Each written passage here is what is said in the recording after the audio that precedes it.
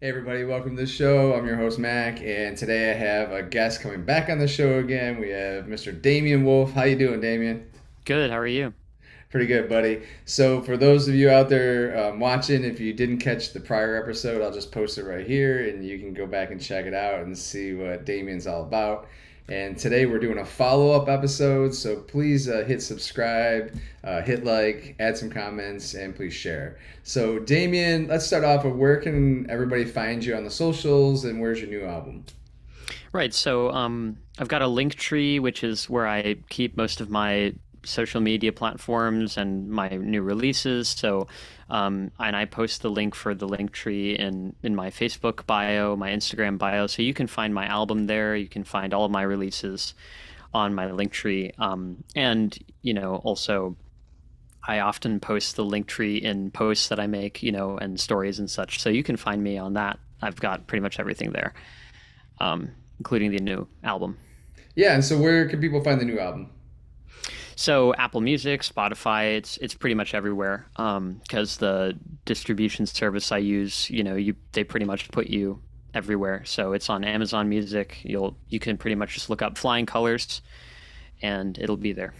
I was just searching before we started the interview just to see what comes up. And it's just all Hmm. these, it's typical, right? Everything's just popping up, and I'm seeing stuff suggested in the Google search, and I'm like, oh, cool, great.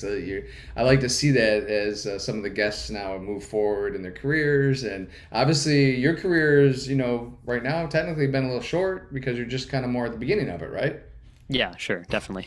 Yeah, yeah. It's not like I you mean, were putting out it's albums 10 years really ago. no, no. It's really just starting, but yeah, Thi- it's Things are rolling along, right? things So are rolling. Yeah, for sure, YouTube making progress. shows, albums, and so let's talk one more thing about the album. Do you have like vinyl out right now, or are you gonna do anything like that? Because there's been a resurgence with, I'm gonna say younger people, with Yeah. albums and so forth. Are you doing anything like that?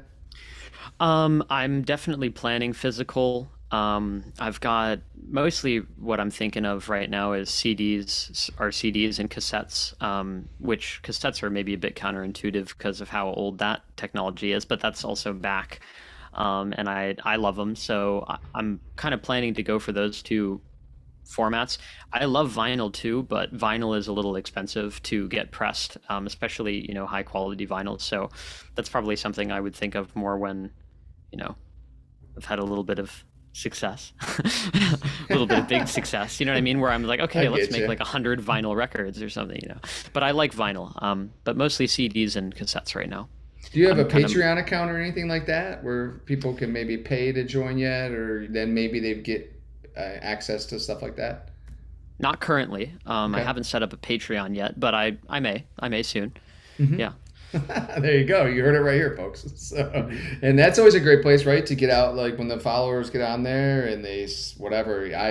I'm on Patreon with a few people, and whatever you want to call that, subscribe, and then you have Sure. access to like certain things and alerts coming out. So it's kind of cool ahead of time. So, anyways, maybe you have something like that. And do you have any T-shirts or merches or anything, merchandise type thing? I've got some shirts. I've got some shirts on the way. That's kind of the main merch thing that I've been working on. We've got a guy that lives in Annapolis where we are, who we've been getting in touch with him to do some shirts. So that's Nice. pretty exciting. There's a local art friend of mine named Jack Purcells. He is a good friend of a couple of other dudes. I'm in a band with some other people too, as like a part-time side band, and he's good friends with them, and he's like an artist.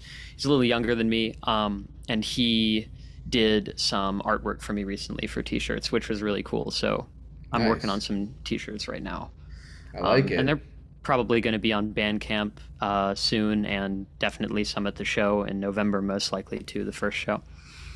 All right, so let's talk about post production now. So last time we talked to you, you hadn't released the album yet, Hmm. and now it's been released. So a lot of us have been listening to it, been checking things out, and let's talk about post production. So you're looking back now at making the album. So what was something maybe that you maybe caught you by surprise Hmm. Yeah. about releasing it? Is there something you learned? Is there something interesting about it? Um, well, I will say that, you know, b- the last time we spoke, I was sort of the attitude that I just had, and I was mixing it, when we last talked, and the attitude I kind of had then was, oh, well, I just want to make this as good as I can right now and put it out and just see what happens. I didn't have too many detailed predictions about what would happen when it came out. I just wanted to see, how it would go. Um, and since it's been out, number one, and this is kind of a weird phenomena that has been happening to me a lot since I started making my own records, is that when I'm working on them, I have all of these ideas about, oh, maybe this should be better, or maybe this should be, it's kind of like my inner critic. When I actually release it, though, I often find that, like, if I give it a couple of weeks, it sounds great. And I have very little things that I can find wrong with it once it's been out for a couple of weeks, because then I see people's comments about it, and I listen to it again with kind of more objectivity because it's been out for a while and I haven't been working on it, and I've kind of taken the time to step away. And when I do that, it tends to sound a lot better.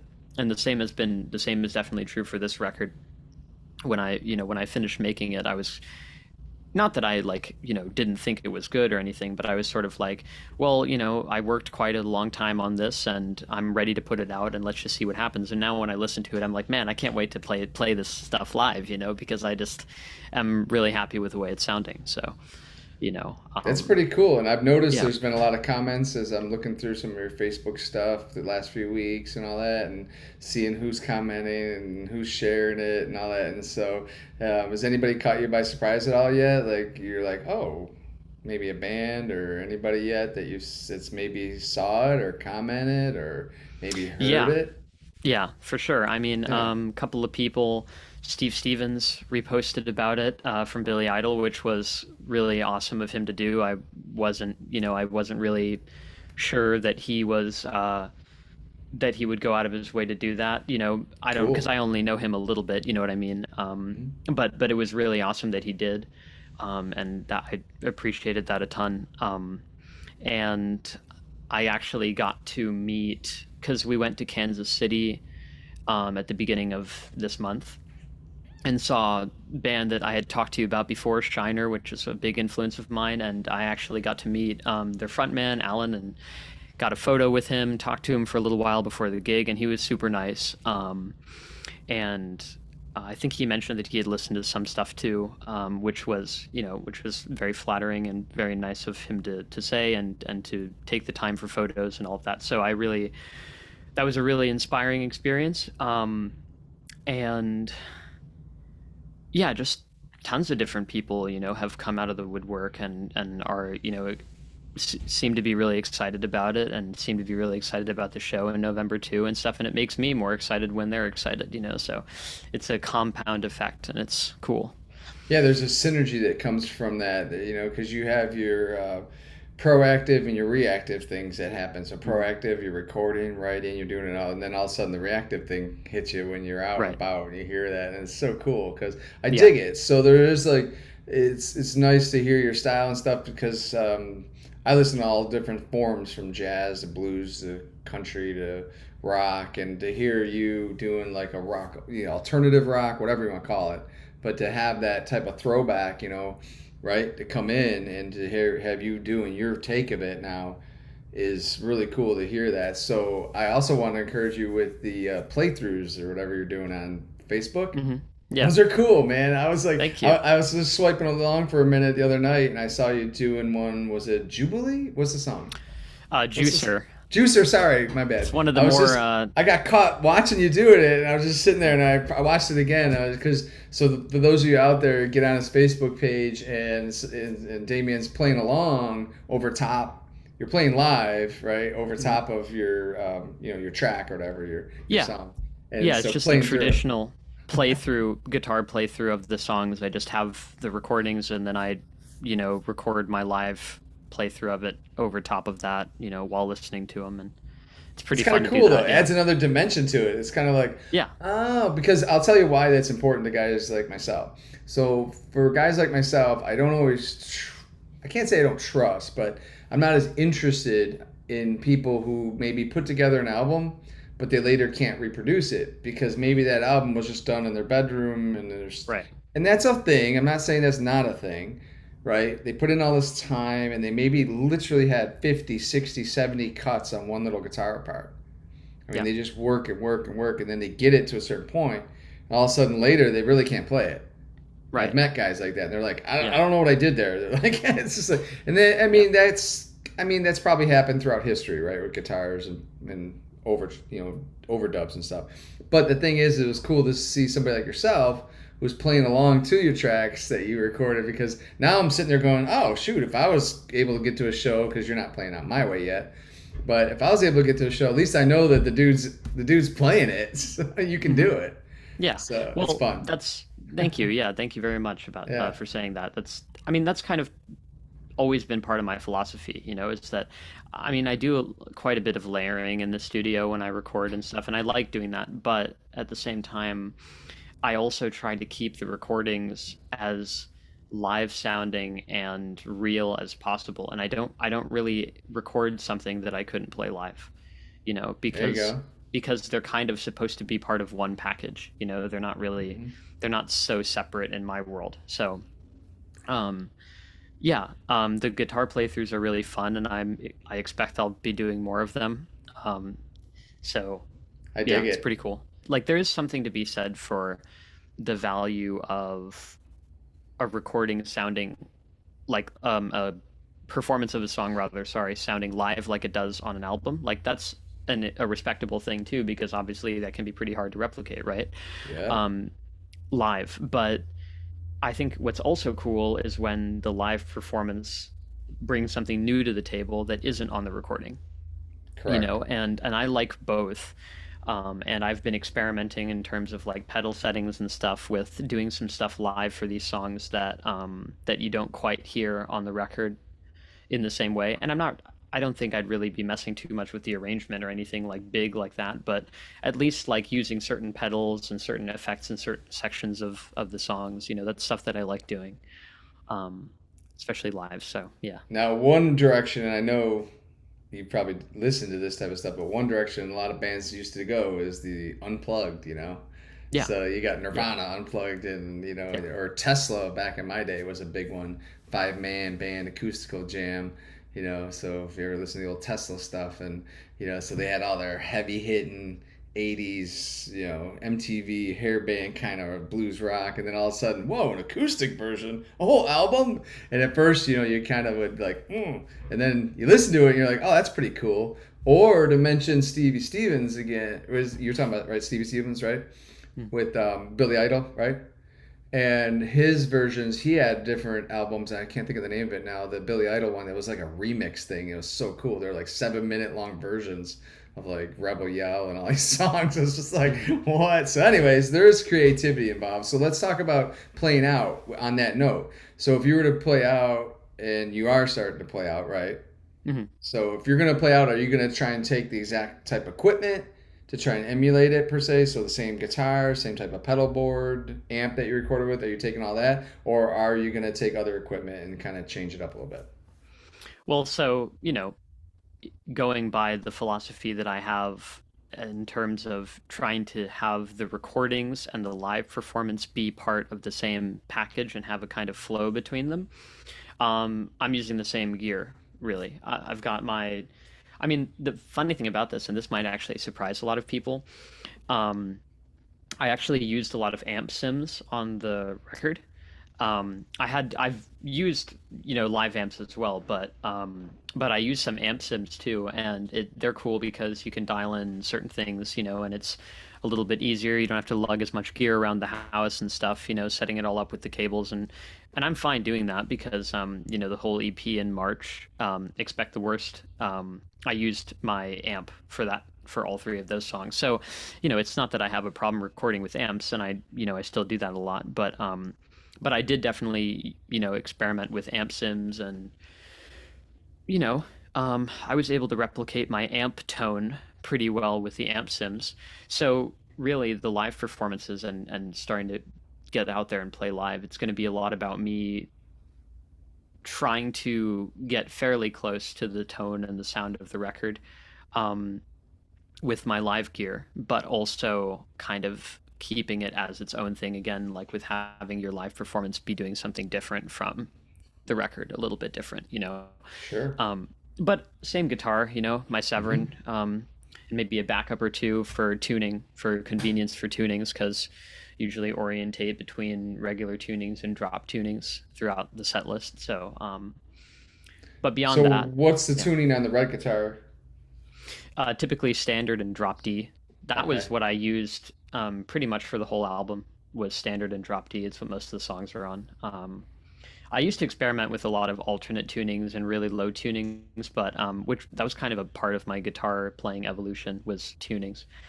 But I kind of realized at one point that, especially once I had sort of started to find my voice as a songwriter, or like kind of the direction I wanted to go in had kind of started to come together. I didn't really need to mess around with tunings too much because I had a better grasp of the theory of coming up with progressions and all of that, and so I actually found that standard works a lot of the time just fine for what I want to do. You know, so I that's my main tuning is standard drop D. Those are Cool. the two main ones. Yeah. I like it because I came from the Buffalo, New York area, and then one of the biggest bands back in the '90s was Goo Goo Dolls. So Johnny Hmm. Resnick was always when he went out to LA after they stopped doing the punk sound, they went out to like LA, changed their sound up, and he just was playing so many different tunings, like that song Name, right? We all know that song Name, right? And it's like nobody could figure it out because we didn't have Yeah. YouTube back then in the '90s, barely until like somebody, The Secret got out with some magazine or something, and we're opening up the magazines. We're like, what is this tuning? We're like, Yeah. it's not an E on the low E. It's like a B or something. Like, what is Yeah. this? And so, anyways, so yeah, those guys. But then recently, I'm a Warren Haynes fan, from Allman Brothers and all that. And Warren Haynes from Government Mule, his own band. But Warren Mhm. Haynes was on That Pedal Show, and I have slide guitar books from Warren Haynes years ago on Mhm. his playing and stuff that he edited and everything and was a part of, not only about him, but he was a part of it. And he Right. used standard guitar tunings for like almost all his guitar slide playing, which Yeah. is very unusual for like blues, type stuff. So, and he was just on That Pedal Show recently and talking about that and showing it. How that way he can just keep playing with everything he's doing, and then he just adds a slide to it right there. He doesn't have to like change guitars or nothing. You Yeah. know, he just learned Yeah. how to do it. And standard is a cool tuning, you know, it Yeah. you can do so much with it. I think that I kind of think that when you're just starting out, especially when you're playing a lot of the kind of music that I got into playing early on, you know, you like to experiment with different tunings because uh it kind of makes you feel like you can get more inspiration, you know, because you're, oh, this sounds different, and you can come up with melodies that, you know, it kind of helps you break free from the box that you might feel in if you're just playing in standard tuning. But since I've kind of been able to figure out, oh, okay, well, this is kind of what I want to do musically, more or less, or I kind of have certain solidified ideas about the directions I want to go in, standard works just fine, you know, and especially when you start to come up with different ways to build upon chord progressions, and you come up with more creative shapes to use, you know, standard can work just fine, and you can come up with all sorts of ways to get where you want to be just with standard tuning. I agree, So and that's where Johnny Resnick and them guys years ago. The reason why they did go to alternate tunings, like you were just talking about, there was an emotional response that yeah. was happening with him playing in it. And, he just went with it. But then again, if you learn standard tuning well enough, you can learn inversions and voicings and spread triads. You can learn Yeah. all these different things. Like Eric Johnson has this sound that so many people, when they get into guitar, they're like, I can't play that chord and sound like him until you realize it's a spread triad. You're Hmm. like, oh. Then once you start kind of figuring that stuff out, you're like, oh, okay, I can make the voicings sound different in ranges within the standard tuning. So that's Right. cool. So there you go. So part of your journey already is that you're, as you're talking this out, you're already revealing to us that, you went one kind of way and you've come up with another. Now you're reconciling it and you're making it work. And so this is cool. So now when you go out to play, have you played any clubs recently in the last few weeks at all, or are you still lining them up?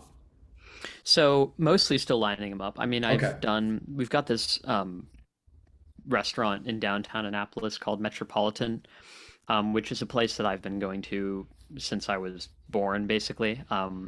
And we know the owners pretty well and stuff. It's a staple of the local community. And they have an open mic event. So I like to do acoustic gigs there sometimes, where I just play 3 or sometimes 4 songs, at open mic, which is pretty fun. It's good practice to play for people who aren't there for you. You know what I mean? Because I they're love just it. like they're drinking their beer and talking, having really loud conversations. They're not really interested a lot of the time in what you're doing, but sometimes they are, and it can be good practice for playing in general. It kind of thickens your skin a little bit. So I've done those, but beyond that, I've just kind of been strategically lining up gigs. And this first one that I have in November, it's going to be the first show. It's going to be an album release party for Flying Cool. Colors, Nice. and it's going to be at a place called Cult Classic Brewery, which is on the Eastern Shore. It's on Ken Island, not too far from where the Nags shop is. And yeah, it's a pretty cool place.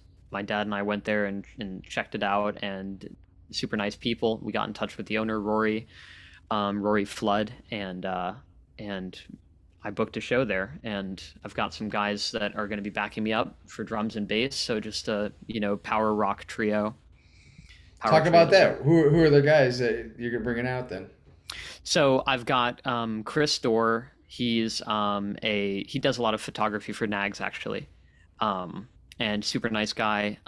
Local gigging musician, plays with all kinds of bands in the Annapolis Eastern Shore area. And bass right now, actually, we're still kind of looking for somebody who we want to do bass for, but we've got a couple of people that we're reaching out to and talking to. So and the bass parts they're somewhat out of the box, but they're not as out of the box as the drums. So the hard, potentially complicated part of the equation is mostly taken care of with having a drummer, that I can count on. So I basically just have all the files in one place online, and I just gave them to Chris. I'm like, here, let me know if you need anything. Here are the drum parts. See you soon for rehearsal or something. So Cool. um, yeah, and he's a super nice dude. So That's pretty awesome. Do you think you'd ever be out playing and have a guest maybe come in, maybe a friend or something to also play guitar with you on a song or two? Would you ever do something like that? Or potentially, are you, oh, okay, that's cool. Because some guys are yeah, not interested in that. I know guys around town, they just play their 3 piece, and other guys I know in town, they love having guests. They'll have hmm guests show up and do a song with them, and then they'll do one of the other. So that is something maybe yeah, you're open to. Somebody comes out to a show down the road as things progress. Maybe guests will show up. Maybe somebody will sit in, right? yeah. I mean, potentially. I mean, I a three-piece arrangement and sound is important to me, and I want to keep it a three-piece, but that doesn't mean that I'm not receptive to the idea of trying different things out later. Hmm. It's just that for this particular project, I like the idea of it being a three-piece. Because the thing is in the other band that I play in with a couple of friends of mine, they're friends with this guy who did the art for the shirts that are coming up. It's a four-piece setup, and it's me and a buddy of mine named Ian Broughton and his brother on drums, and Amelia White. She's a local Annapolis musician. And so we've got like a four-piece setup with a bigger sound with guitars and stuff, and it makes sense for what we're doing because we mostly do covers right now. Um, but in the context of Damian Wolf music, I think that a three-piece setup makes more sense because I kind of wrote these guitar parts with a specific agenda, I guess. Hmm. And I like the idea of just having me take care of that and the vocals, and then a guy, or somebody on bass and somebody on drums, and we just hammer away at it. Um, That's good. You but need to be able to to say that, right? That's fine. yeah, Just say this is yeah, what it is. This is what I'm doing. This is what I'm going forth with, and that's sure. okay. And Yeah, I mean, that's there's so good. many examples of great three piece. I Hmm. mean, Nirvana for one. It's like they never really struggled just because there was only one guitar. You know what I mean? They did just fine. And even though they had Pat later, two another guitarist, but in the beginning, it was only one. And I think that three pieces are awesome. I've always loved them. So Yeah, there's a lot going on. It's kind of cool because it's like got a specific thing, and then Mm, you're able to not have too many moving parts to control. You know what I mean? right, You have a right. freedom within it, but yet there's not too much out of control. So, Yeah. anyways, but that's pretty cool then. So, as you're going out to these areas and these restaurants or whatever, is there any special privileges that they have to do for you at all? Because I know you're not 21 yet, and some of these places like breweries, I don't know where I'm from, they don't let you in under 21. Sure. And Yeah. so, can you talk about that for a second? Being, because how old are you right now? 19? 19. Yeah. Right. So you're not, and I'm sure the drinking age is 21, right? Yeah. Yeah. Talk to me about that yet. Have you had to deal with that yet? Get special privileges or something? No, nobody ever said anything about that. I mean, the thing is, people, people are, there's going to be a lot of people at the gig, most likely, who are obviously old enough to drink. But there's probably going to be at least a couple of people my age there too. So, I'm not going to be the only underage person there, and as long as I'm on the stage playing my show, it's not like I'm doing anything I'm not supposed to be doing, So, and I've never really found drinking particularly appealing anyway. So, There you go.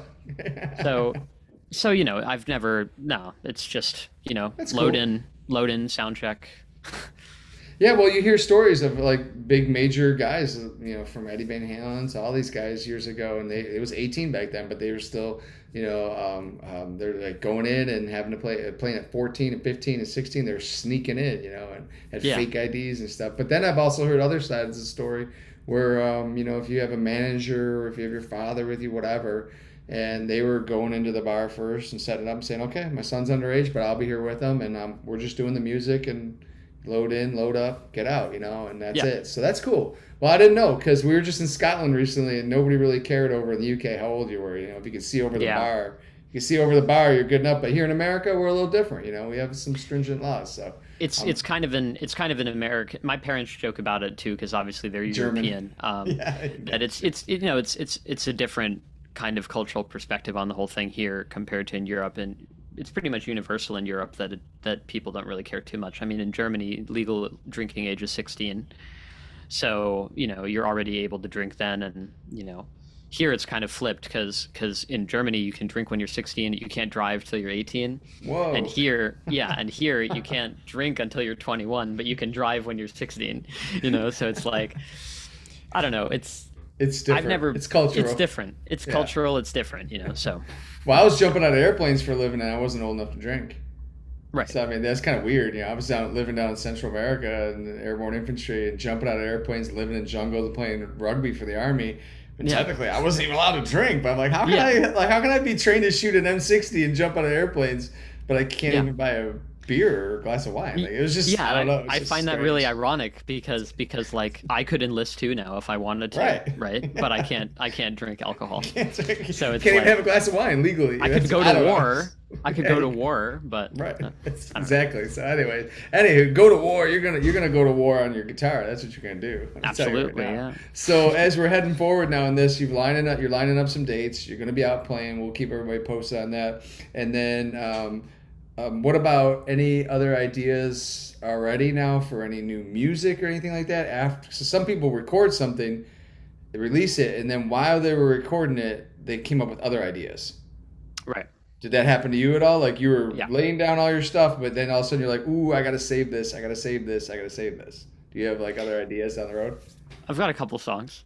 See? I've got Yeah. I've got a couple songs. I mean, Yeah. I didn't specifically intend for it to be that way, but I just kind of I come up with ideas on a whim, So I have some more material, Cool. but you guys are just gonna have to wait. Yeah, man, that's what I'm talking about. Yeah, that's what I'm talking about. And nowadays, if you're smart, you can record on your phone. You can actually Right. record in your Yeah. studio. You can get it down if you want. And Eddie Van Halen, speaking of him again, Wolfgang was talking about, if you ever listen to Wolfgang or follow his interviews, or I guess there's like a whole huge room full of just stuff that Eddie Van Halen on cassette tape had just recorded on tour buses and Yeah. everywhere he went, and now we have these little rectangular things, the cell phones. It's like, so hopefully you're capturing whatever inspiration hits you, right? That's how I come up with stuff. It usually comes to me completely at random, and and so I just always That's make sure good. that I'm able to record it so I don't forget. And yeah, I have a bunch of stuff laying around.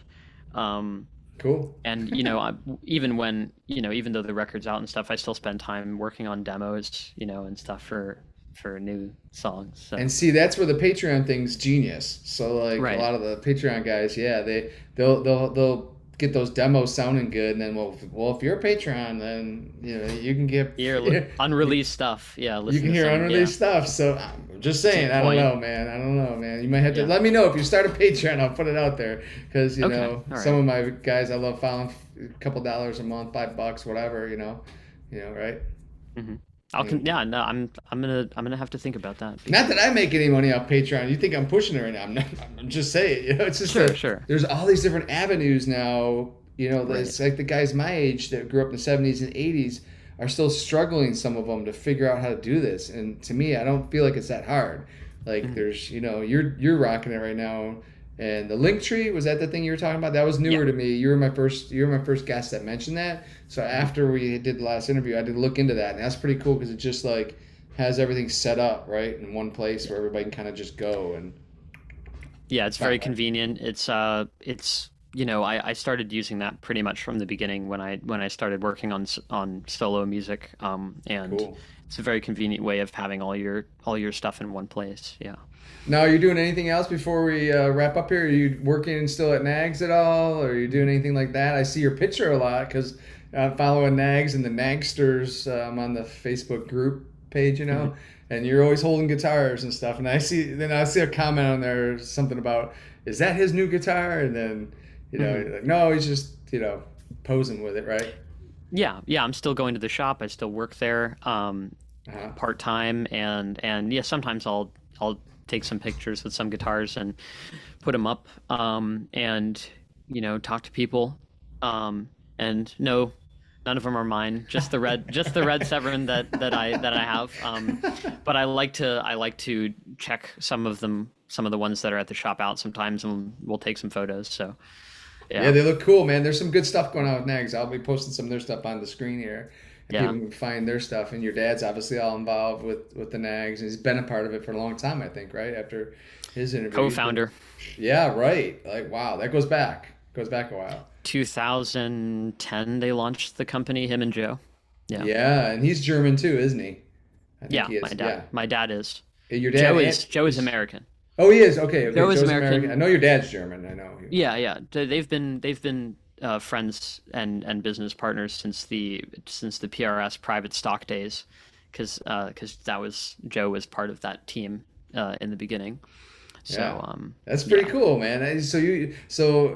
Not only are you making music, going out now to play it, right? Moving forward Mhm. in that particular path, but you're also involved on a different aspect with the guitar company with Nags, and you Yeah, are probably seeing other things through that avenue that some musicians are not privy to. So you're kind right. of behind the curtain, like Wizard of Oz. You're kind of back there seeing. I mean, one of the main things that we have is what? A guitar, right?